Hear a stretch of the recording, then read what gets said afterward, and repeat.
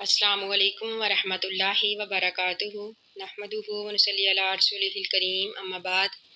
فاعوذ باللہ من الشیطان الرجیم بسم اللہ الرحمن الرحیم ربی اشرح لی صدری ویسر لی امری واحلل عقدۃ من لسانی لیفقہوا قولی۔ کل ہم نے پڑھا تھا قوم نوح کے بارے میں، آج ہم انشاءاللہ پڑھیں گے قوم عاد کے بارے میں۔ قوم عاد جو تھی یہ یمن کے ریتلے پہاڑوں میں واقع تھی۔ یہ قوم جو تھی یہ اپنی طاقت اور قوت میں بے مثال تھی، تو اللہ تعالیٰ نے ان کی طرف حضرت ہود علیہ السلام کو نبی بنا کر بھیجا۔ حضرت ہود علیہ السلام جو تھے وہ انہی کے قوم کے ایک فرد تھے، تو اس لیے یہاں پر اللہ تعالیٰ نے حضرت ہود علیہ السلام کو قوم کا بھائی کہا ہے۔ اللہ تعالیٰ فرماتے ہیں وَإِلَىٰ عَادٍ، اور قوم عاد کی طرف اخاہم ان کے بھائی ہود علیہ السلام کو نبی بنا کر بھیجا۔ قالا تو کہا حضرت ہود علیہ السلام نے، یا قومی اے میری قوم اعبدوا اللہ، عبادت کرو اللہ کی۔ حضرت ہود علیہ السلام نے سب سے پہلے توحید کی دعوت دی، شرک سے منع کیا۔ مالکم، نہیں تمہارے لیے، من الہ، کوئی معبود غیرہ، اس اللہ کے علاوہ، افلا تتقون، پس کیوں نہیں تم ڈرتے۔ قال الملأ، تو کہا سرداروں نے، یعنی جب انہوں نے توحید کی دعوت دی تو آگے سے سردار کہنے لگے، قال الملأ، تو کہا سرداروں نے، الذین، ان لوگوں میں سے، کافروا، جنہوں نے کفر کیا، من قومہ، اس کی قوم میں سے، یعنی حضرت ہود علیہ السلام کی قوم میں سے کافر سردار کہنے لگے، انا، بے شک ہم، لنراک، دیکھتے ہیں تجھ کو، فی صفاحۃ، کم عقلوں میں سے، یعنی انہوں نے کہا کہ ہم تجھے کم عقل سمجھتے ہیں کہ تو ہمیں ان بتوں کو چھوڑنے کا کہہ رہا ہے جس کی پیروی ہمارے آباء و اجداد کرتے آ رہے ہیں، یعنی جن کی پوجا ہمارے آباء و اجداد کرتے آ رہے ہیں، یعنی ان کے نزدیک ایک اللہ کی عبادت کرنا اور بتوں کو چھوڑنا کم عقلی تھی۔ وَإِنَّا، اور بے شک ہم، لَنَظُنُّكَ، گمان کرتے ہیں تجھ کو، من الکاذبین، جھوٹوں میں سے۔ قالا، تو کہا حضرت ہود نے، یا قومی، اے میری قوم، لیسا، نہیں ہے، بھی مجھ کو، صفاحتن، کوئی کم عقلی، لیسا بھی صفاحتن، کہ نہیں ہوں میں کم عقل، ولیکنی، لیکن میں، رسول ہوں، من رب العالمین، رب العالمین کی طرف سے، تمام جہانوں کے رب کی طرف سے میں رسول بنا کر بھیجا گیا ہوں۔ ابلغکم، میں پہنچاتا ہوں تم کو، رسالتی ربی، اپنے رب کے پیغامات، یعنی انہوں نے کہا کہ میں اللہ کی طرف سے رسول بنا کر بھیجا گیا ہوں تاکہ میں تم تک اللہ کے پیغامات کو پہنچاؤں۔ وانا، اور میں، لاکم، تمہارے لیے، ناصح، خیر خواہ ہوں، امین، امانت دار ہوں۔ اوا عجیب تم، کیا تم تعجب کرتے ہو؟ حضرت ہود علیہ السلام نے کہا، اوا عجیب تم، کیا تم تعجب کرتے ہو، ان جاءکم،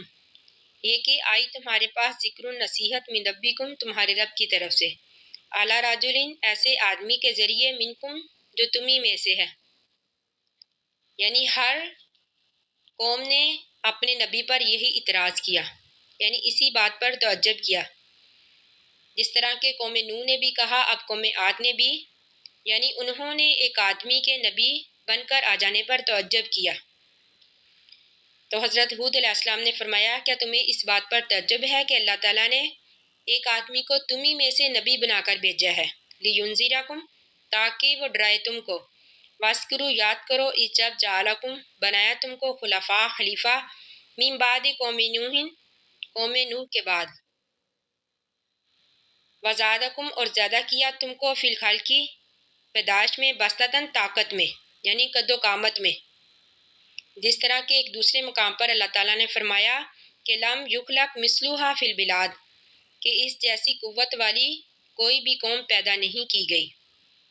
یعنی یہ اپنی طاقت اور قوت میں بے مثال تھی۔ تو اپنی اسی طاقت اور قوت کے گھمنڈ میں آ کر انہوں نے کہا کہ ہم سے زیادہ کوئی بھی طاقت والا نہیں، یعنی ایک اور مقام پر اللہ تعالیٰ نے فرمایا کہ اسی قوم نے اپنی طاقت اور گھمنڈ میں آ کر کہا، من اشد منا قوتاً، کہ کون ہے جو ہم سے زیادہ طاقتور ہے۔ تو پھر اللہ تعالیٰ نے فرمایا کہ وہ ذات جس نے تمہیں بنایا وہ تم سے بھی زیادہ طاقتور ہے۔ تو یہاں پر بھی حضرت ہود علیہ السلام انہی انعامات کو یاد کروا رہے ہیں۔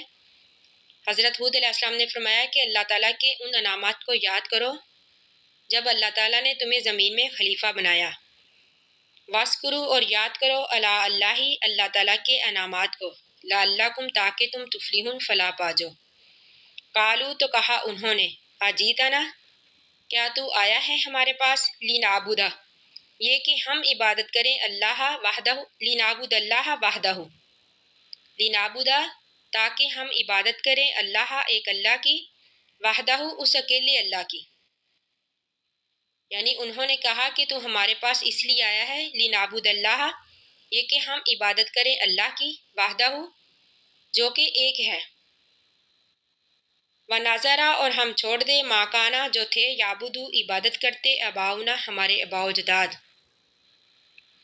یعنی اپنے اباء و اجداد کی پیروی ہر دور کی گمراہی رہی ہے۔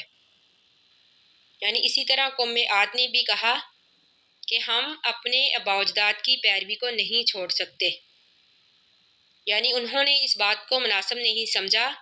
کہ ہم اپنے اباء و اجداد کی پیروی کو چھوڑیں اور ایک اللہ کی عبادت کریں۔ جس طرح کہ آج کل مسلمانوں میں بھی اباء و اجداد کی پیروی جو ہے وہ عام ہے۔ مسلمانوں کے دو طبقوں میں سے ایک طبقہ جو ہے اس کو دین کی تھوڑی بہت سمجھ تو ہے، یعنی دینی علوم سے دسترس تو حاصل ہے، لیکن انہوں نے اپنے آپ کو ایک امام اور ایک فقہ کا پابند بنا رکھا ہے، یعنی ان کی رائے کا پابند بنا رکھا ہے۔ تو ان کی رائے کی پیروی میں انہوں نے اپنے آپ کو کچھ سنتوں پر عمل کرنے سے روک کے رکھا ہے، یا تو وہ سنتیں ہیں، یا تو جو سنتیں ہیں ان کا درج ان کی فقہ میں نہیں ہے، یا پھر ان کی امام کے علم میں نہیں ہے اور ان کے امام نے کتاب میں ذکر ہی نہیں کی۔ اور دوسرا ایک طبقہ جو ہے اس کو دینی علوم میں دسترس تو حاصل نہیں، یعنی اسے دینی علوم کے بارے میں کوئی علم تو نہیں، لیکن اس طبقے نے اپنے آپ کو جاہلانہ رسموں کا پابند بنا رکھا ہے۔ کوئی شادی ہو یا مرگ تو انہوں نے اپنے آپ کو جاہلانہ رسموں کا پابند بنا رکھا ہے جس کا وہ حد درجہ اہتمام کرتے ہیں، یعنی فرائض کا ترک تو عام سمجھتے ہیں لیکن ان رسموں کا نہیں، اور دعویٰ یہ کرتے ہیں کہ یہ رسم و یہ رواج ہمارے اباء و اجداد کرتے آ رہے ہیں۔ اسی طرح قوم عاد نے بھی آگے سے یہی جواب دیا، انہوں نے کہا کہ کیا ہم ایک اللہ کی عبادت کریں اور ان کی عبادت چھوڑ دیں جن کی عبادت ہمارے اباء و اجداد کرتے آ رہے ہیں۔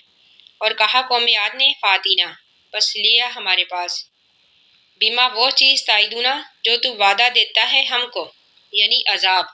ان کنتا اگر ہے تو من الصادقین سچوں میں سے۔ یعنی قوم عاد نے کہا کہ اگر واقعہ ہی تو سچا ہے،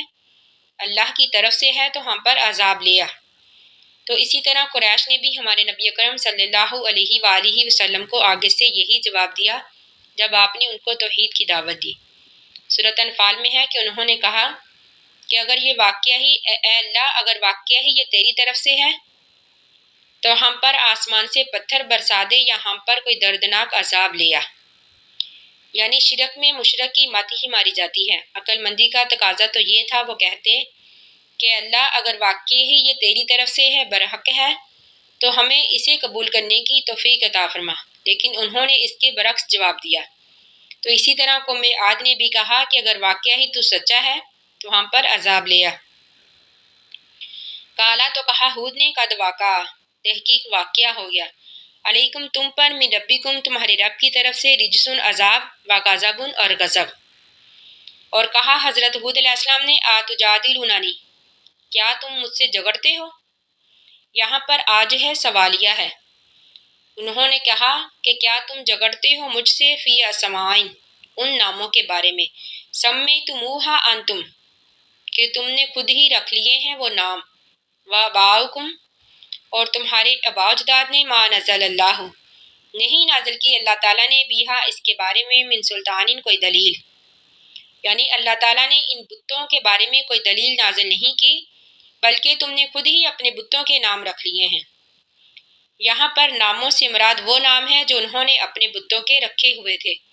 جیسے صدا، سمود اور حبا وغیرہ۔